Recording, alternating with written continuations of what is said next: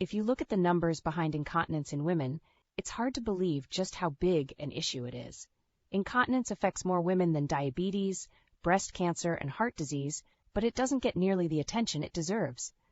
That's why the National Association for Continence has created the We Count campaign to help you realize that this isn't just a you problem, it's an us problem. There are treatments available right now that can make a real difference in your life, and we invite you to take action today. Visit nafc.org/we-count for essential facts, insights, and resources on stress and urge incontinence, overactive bladder, menopause-related leakage, and more. That's nafc.org/we-count to learn more and discover that there truly is strength in numbers.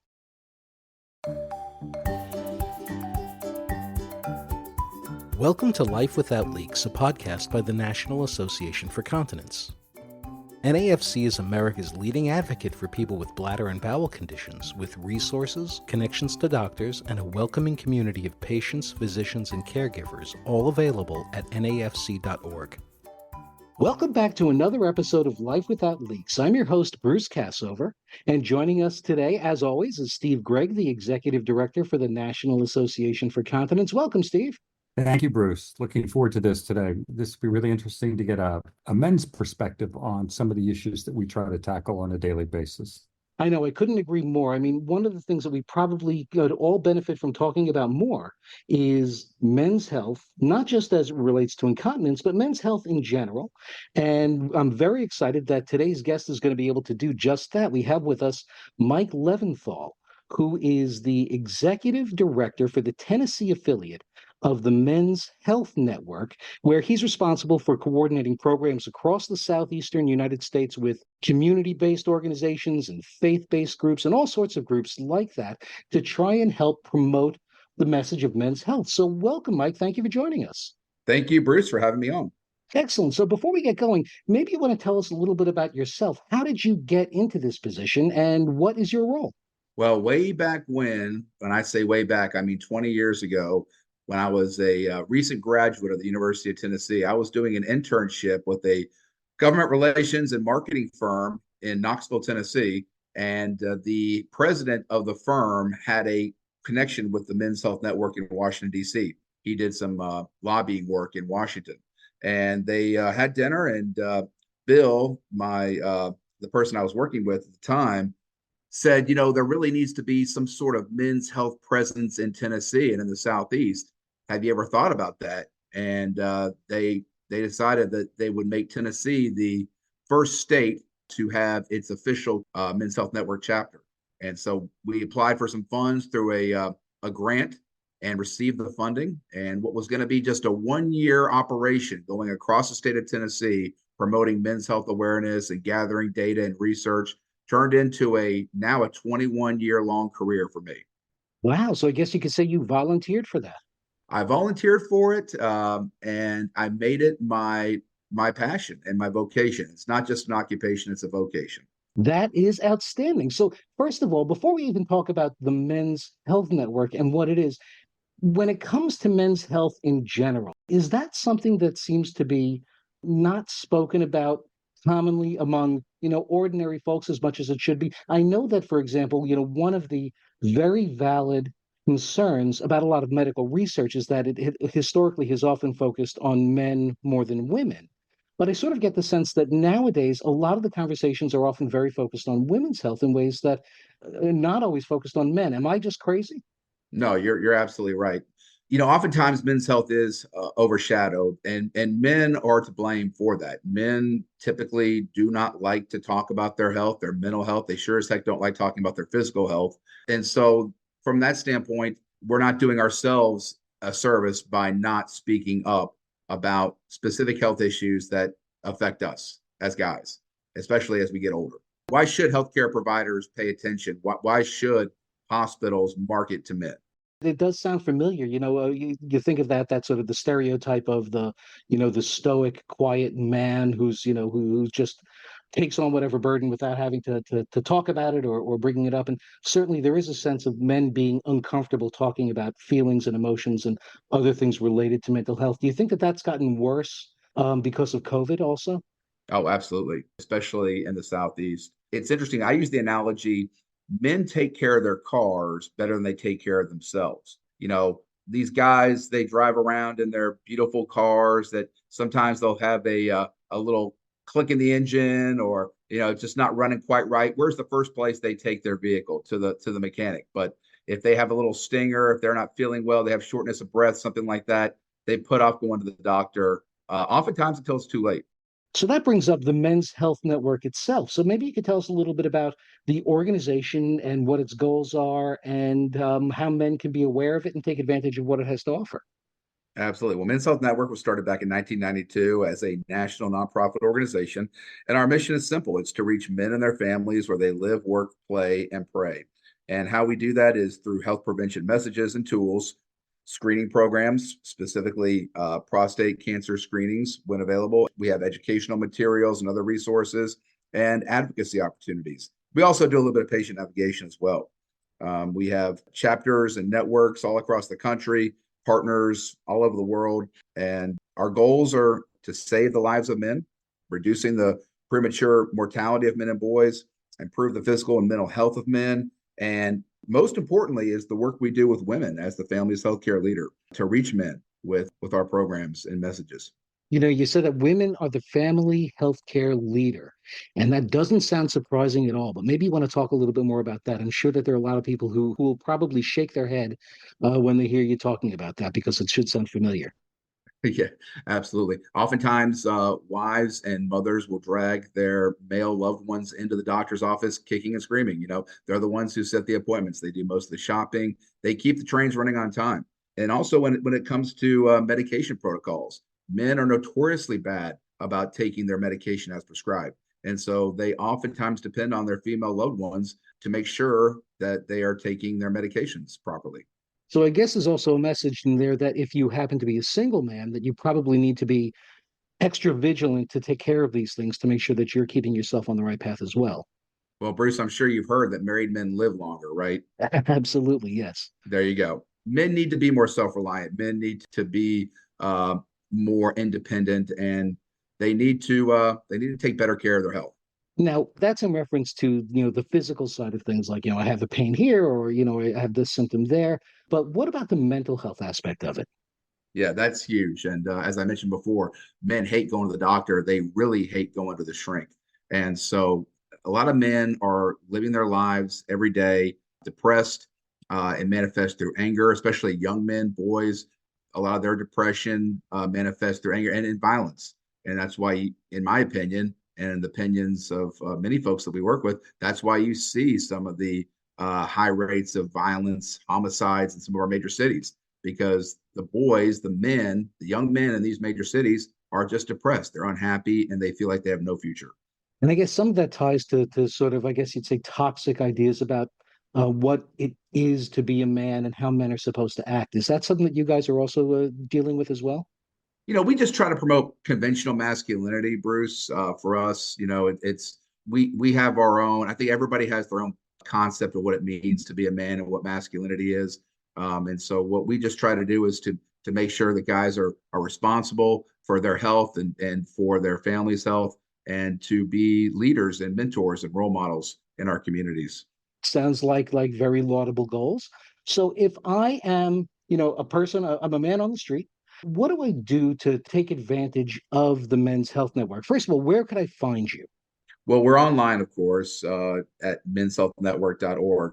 As far as our presence is concerned in communities, oftentimes, if you're at the local health departments, which I know a lot of men are not, all our resources are typically found in our local county health departments. Of course, corporations, faith-based organizations, fraternal organizations, they all play a role in the men's health movement, and many of them are our partners. I can go down the list, but some of America's leading Fortune 500 companies are partners in the men's health movement. That's excellent. And did you say what your URL happens to be? It's menshealthnetwork.org. .org. Okay, very good. And what we'll do is we'll also put a link to that in the show notes. So if anybody is driving, you don't have a pen or anything, then you just click on that and it will take you to it. So if I go to the menshealthnetwork.org and I'm looking around, what is my typical interaction with you? Once I find some information, what do I actually do to make use of the services and the support that you offer? Well, all the resources that we have to offer on our website are free of charge, and so they can be shared, they can be distributed, they can be printed off. They're all in PDF forms. We have an extensive library that covers all the men's health conditions and different topics. We have white papers, reports. Many students, many professionals, researchers rely on our resources on our website for use in their specific areas of programming. So first and foremost, we are a resource center, and all the resources that we have to offer are made available, like I said, at no charge. Now, you did mention something, though, about screenings, particularly prostate screenings. Maybe you could tell us a little bit about that? Yeah, sure. Men's Health Network we're not clinicians and we're not providers. What we do is we partner with local healthcare providers to conduct prostate cancer screenings, for example, in underserved at-risk communities. We do our best to try to bring the doctor's office to where the guys are. And so when that occurs, typically these are large events. We've had hundreds of men. In fact, if I could just share one quick anecdote with you, the very Please first do, yes. prostate cancer screening I ever conducted was at the Bristol Motor Speedway. And I'm not sure, Bruce, if you're a NASCAR fan or not, but you may know a little bit about Bristol because it's one of the most unique tracks in the NASCAR circuit. And the race attracts over 150,000 fans. And so we decided we would have our first, or at least my first ever, free prostate cancer screening at the Bristol Motor Speedway. And I'm thinking to myself, nobody in their right mind is going to want to have their prostate checked at the I can't Bristol Motor imagine. Speedway. Yeah. But sure enough, we had over 100 guys. They had their shirts off. They had their coolers full of beer by their side, waiting in line to get a prostate exam. And that's That when is I knew absolutely unbelievable. that is when I knew that this program was desperately needed. We went to an environment where it is mostly men. We promoted it, and they showed up. They took part, and they were extremely grateful because oftentimes men, especially men living in certain parts of the country, they don't have health insurance, and so you can't just go into the health department or go into a clinic and get a free prostate exam. They're not being offered. And I So guess that sort of subverts the stereotype a little bit that we were talking about, is that men aren't always very good about taking care of their health. Maybe that when you give them the opportunity and make it easy, they will take advantage of it. that's what we have found. Yes, if you build it, they will come. And so that is what we try to. That's the model that we try to employ when we do our special events all across the country. Although I can only imagine most of those men, when they woke up that morning, they said, going to go to the race, going to have a lot of fun. Not one of them thought, I'm going to have somebody check out my prostate today. That is true. But Bruce, here's one interesting little caveat that I left off. This is back in the days when Pfizer sponsored a NASCAR, and it was a Viagra car. And you couldn't get your free sample of Viagra without first showing proof that you went to our prostate cancer screening. So that might have had something to do with the amount of the turnout that we had. But we like to think it was simply because guys were paying attention to their health, their prostate health. I could only imagine how long the line would have been if you were offering free beer. Well, it was a hot day too, so I know a lot of them came with their own, but yeah, that would have been we may have doubled our numbers. But it's funny you mentioned beer or anything like that. Food is another way. A lot of people ask, well, how do you get men to come to your events? How do you entice men to come out? Yeah, the screenings are great, the education's great, but why do they want to come? And oftentimes it's free food. So yeah, I think that is a prime motivator. That is certainly true. Now, there is one thing you said that I wanted to go back to, though. You were talking about how you often have people who have no insurance or who are underinsured, and you right. mentioned as well about going to certain more vulnerable groups and those who are underserved. And I'm wondering if you could talk a little bit about the lack of resources or availability of men's health resources in those communities and what we can do to try and improve that? Oh yes, there is a real acute lack of any type of resources healthcare related in these communities where we work in. So for us, what we do is we always try to build coalitions, build teams up in these particular markets in order to really bring value to these events. So whether it be partnering with a local medical college or with the county health departments, which we rely so much on, the healthcare providers, the different community-based organizations. It's very important that we can't do it all ourselves at Men's Health Network. So we always try to leverage what it is that we do with the help of others. And in these communities, Bruce, and I'm sure you've been to several throughout your life, you've seen some of the conditions in some of our urban communities where you've heard the term food desert. We're just talking, they're health deserts. There's absolutely no place for someone, especially a guy, to go to get primary care or any type of preventative health screenings. And that makes me think also, if we have somebody who's listening who is involved with some sort of a local organization, maybe it's some sort of a civic organization or a religious organization, can they reach out to you also to see if they can, if you guys can support through some sort of an event or other activity that their population can take care of? Yes, absolutely. We would welcome that. We have a new campaign that we're in the midst of getting some funding for, fingers crossed, called Pastors Against Prostate Cancer. And what this is we'll be working with historically Black churches throughout the Southeast to promote the importance of prostate cancer screenings, prostate cancer treatment when diagnosed, and then prostate cancer survivorship. This is focused in communities that are at the highest risks for prostate cancer. I want to congratulate you because we've wrestled with trying to figure out how to do things like that and reach through faith-based group. But one of the things that you were talking about that I wanted to see if you dwell on just a little bit more is, yes, we want men to talk about their health, but there are issues that men really don't like to talk about. And part of it is associated with prostate screening. And so there are these taboo or stigma-related conversations. Do you have any tips on how to maybe overcome that to make it easier to discuss those kinds of things? I mean, that's one of the big challenges on all of incontinence. There's so much shame associated with it or lack of willingness to talk about it. Do you have any tips on how you get men to engage in stuff that really besides, we don't want to talk about anything related to health. We really don't want to talk about that. Right. Yeah. Humor, Steve. That is what I do. You have to blend humor in with these sensitive, serious topics. Certain populations don't like talking about, let's just be real, the digital rectal exams or colonoscopies, subjects like erectile dysfunction. I mean, these are things that nobody really wants to talk about. And so you just have to make lighthearted, real talk conversations. And it always helps if you have someone there who's been through the process to let the guys know, hey, it ain't so bad. It can save your life.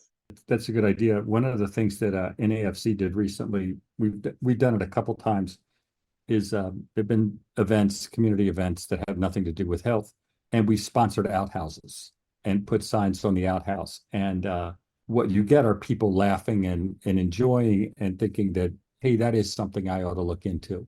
It doesn't come to your mind easily to think that one of the career highlights is you get to sponsor outhouses, but we did, and people loved it. Loved the fact that we were engaging in a conversation that before they hadn't really thought about. Yeah, that's a great idea too. I'll share another quick anecdote with you as well. When I first had to get up and talk about the importance of testicular self-exams, it was to a room full of college soccer players. And these are jocks at this small private college just outside of Knoxville, Tennessee. And I'm thinking to myself, I'm not much older than they are, at this time, because this is when I first got started with the Men's Health Network. How can I do this? How can I talk about this really sensitive subject to a room full of guys like this? And again, that's when it came to me with humor. And so that was years ago. But just about 10 years ago, I created a campaign called SaveTheDoodads.org, which is modeled after Save the Tatas. I'm not sure if you're familiar with that, but that was a breast cancer awareness campaign. And I reached out to the lady who who organized that effort and asked for her permission to do it for testicular cancer. And she said, absolutely, Mike, go right ahead. So we did. But yeah, you've got to kind of blend comedy in almost with these topics. And it's not always easily done, but it also helps when you have noteworthy people who have had the disease as well that people can kind of identify with. Yeah, I think that having celebrities, having people that we know men admire and look up to and respect has probably got to be a very nice motivator to help really get them to start to take action and feel comfortable doing those things that they might be uncomfortable with also. Yeah, it absolutely is, Bruce. And we've got this wonderful partnership with the NFL Players Alumni Association at Men's Health Network, and we're able to pluck former NFL players to come and speak at some of our special events. And when you do that, you get a room full of guys that want their autograph, their picture with this former NFL player. But you hear from someone who may have battled one of the topics that you're there to discuss, and it's quite powerful. It truly resonates with those that attend. That's great to hear. Now, I know that you guys actually do a lot more than what we've talked about so far. So maybe you want to tell us a little bit about some of your other efforts and some of the other things that you have moving forward as part of the Men's Health Network. Well, one of the cornerstones of the Men's Health Network is advocacy, and we work with the American Cancer Society and their Cancer Action Network. We are active on the state and federal level as a leader in the national men's health movement. We are working to coordinate efforts to establish commissions on men's health in every state that will coordinate efforts to improve men's health. And in conjunction with that, we're also working to pass federal legislation that would establish an office of men's health within the Department of Health and Human Services to promote men's health issues on the federal level. Men's Health Network, we've been involved with Healthy People 2020 and 2030, those different debates, the federal government's national health objective that identifies preventable health threats in each state and ways to prevent those threats. And all those efforts can be found on our website too, if you're interested in learning more about our advocacy work in different states. Each state has a public health agenda, and Men's Health Network, when possible, works with those advocates on promoting that agenda in each state. And those issues can be related to smoking cessation, biomarker testing, obesity-related issues, access to healthcare, those types of topics that are very popular in state houses across the country. Well, that's pretty impressive. And I can only imagine, though, that what's even more exciting are the results that you're able to generate. So, hopefully that proves to be absolutely as effective as we all would like it to be. So that's really encouraging to hear. So thank you for that. Now, with that being said, Mike, you know that this is the Life Without Leaks podcast. So typically we ask people as we close up to share with us one tip for living a life without leaks. Now, we haven't been talking a lot about leaks today, but I'm wondering if you might want to share with us your one best little bit of wisdom or insight for people, for men in particular, to live a healthier, happier life. Well, it's quite simple. It's Benjamin Franklin's quote that has always resonated with me. An ounce of prevention is worth a pound of cure. That makes perfect sense. And if Ben Franklin said it, I believe it also. So, well, thank you for joining us today. This has really been very insightful, and I'm really encouraged by the work that you're doing, and certainly hope that everybody out there who's listening, all the men will take advantage and visit you guys online, and the women who have men in their lives will encourage them to go and do the same. So thank you for joining us, Mike. Thank you, Bruce. Life Without Leaks has been brought to you by the National Association for Continence. Our music is Rainbows by Kevin MacLeod. More information about NAFC is available online at nafc.org.